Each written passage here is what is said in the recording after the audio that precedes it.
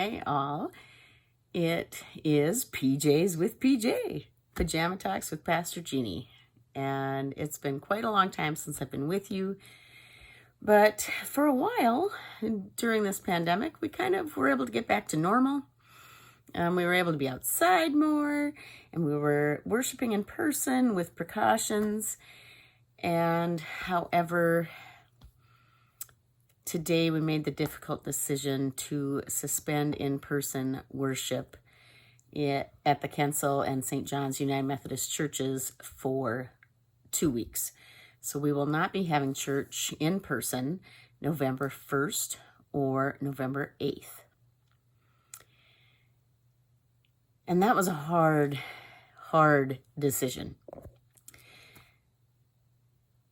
because I need to be there with all of you, maybe more than you think you need to be there. But we felt it was probably the wisest decision at this time. The person that brought it up for discussion last week, I think it was Saturday already, was a person I never would have expected to suggest ceasing meeting in person. But he has been around a long time and he's got great wisdom. And so I started to think about that. And I was watching numbers this week and I thought, well, things have kind of stabilized. Things don't look quite as bad as they did. The cases aren't growing exponentially like they typically do. And then we had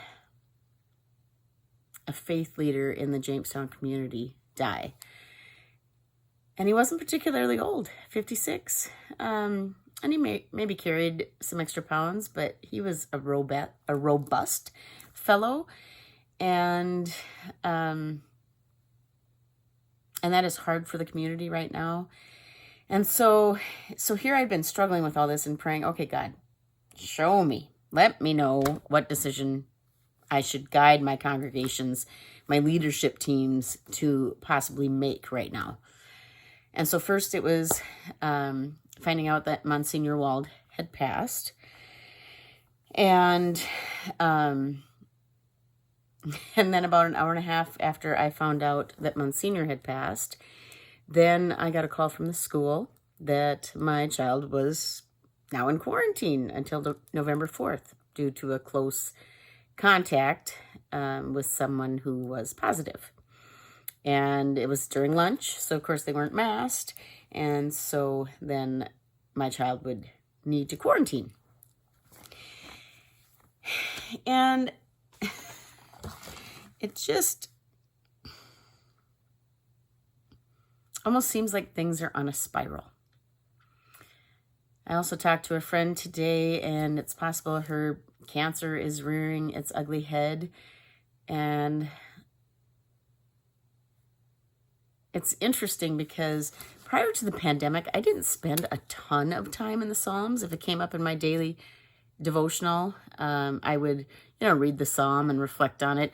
But since March, I have been spending a lot more time reading Psalms.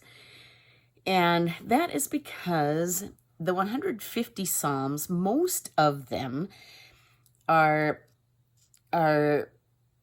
songs or prayers or poems that focus on praise and worship of God, or lament when things aren't going well, or comfort.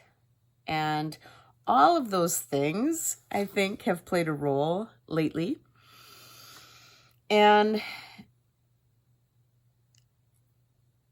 so let's read Psalm 27, 1 through 5. And then I'm going to read you the devotional that was from the Upper Room, Friday, October 23rd. And so Psalm 27, 1 through 5. The Lord is my light and my salvation. Whom shall I fear? The Lord is the stronghold of my life. Of whom shall I be afraid? When evildoers assail me to devour devour my flesh, my adversaries and foes, they shall stumble and fall. Though an army encamp against me, my heart shall not fear. Though war rise up against me, yet I will feel confident. One thing I asked of the Lord that I will seek after, to live in the house of the Lord all the days of my life, to behold the beauty of the Lord and to inquire in his temple. For he will hide me in his shelter in the day of trouble. He will conceal me under the cover of his tent. He will set me high on a rock. And Margaret Bishop writes, my life was going well, but then everything changed. I was in a doctor's office every day for a week. I was told I had macular degeneration. Wasn't my severe glaucoma enough? I thought. I experienced a meniscus tear and a painful cyst in the same knee. Wasn't one or the other enough? My doctor informed me that I was a diabetic. Lord, I prayed, when is my trouble going to stop? I realized I was feeling sorry for myself and questioning God, so I asked for help. The next moment, I thought of Job. Job's trust in God was amazing, especially considering all he lost and all he went through. My thoughts turned to Paul. I thought about all the times he was jailed, whipped, and shipwrecked.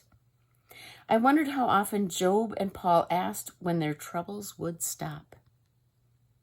Then I thought of Jesus' suffering. Jesus was beaten and humiliated, but that wasn't all. Jesus died on a cross, and God offered us salvation. I believe that God gave me these thoughts to help me realize that I can endure my problems. I knew God would love me and be with me through everything. I felt better. I felt stronger.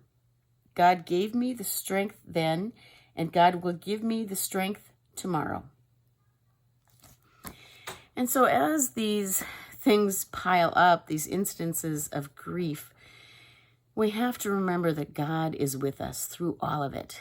And we've got differing opinions about how we should be handling things with this pandemic, but I think as we care for each other and our communities, I think it is likely wise that we try to slow down the spread of COVID-19, give the medical community time to progress with research and treatments, and also to make sure there are enough available providers to care for those that get sick. I know I talked to a friend this week, and she said her brother was pretty much thinking this was all a hoax until he got it. And he ended up hospitalized and was very, very sick. And she said, had he gotten sick in April, I don't think he would have made it. But because there has been a delay, there's been more advances in treatment. And so he was able to survive his bout with COVID, and he's still recovering. It's not a smooth process. But so anyway, I'm going to work on putting together something for this Sunday, All Saints Day. And All Saints, we grieve people we have lost and those that have passed down their faith before us. And so there's a process of healing from grief. And I would invite you to maybe collect some stones to have available for worship. As in the Jewish tradition, that was something they did, is place a stone on graves of their loved ones, because flowers and other things blow away, but stones will stay. And so I think I'm going to incorporate that into our worship as I pivot and we move back into an online model. And I just ask that you pray for me as well, and for all of us that are affected by this pandemic. So I love you all. I'm glad that you were here tonight, and I just pray that you stay safe and healthy. Good night.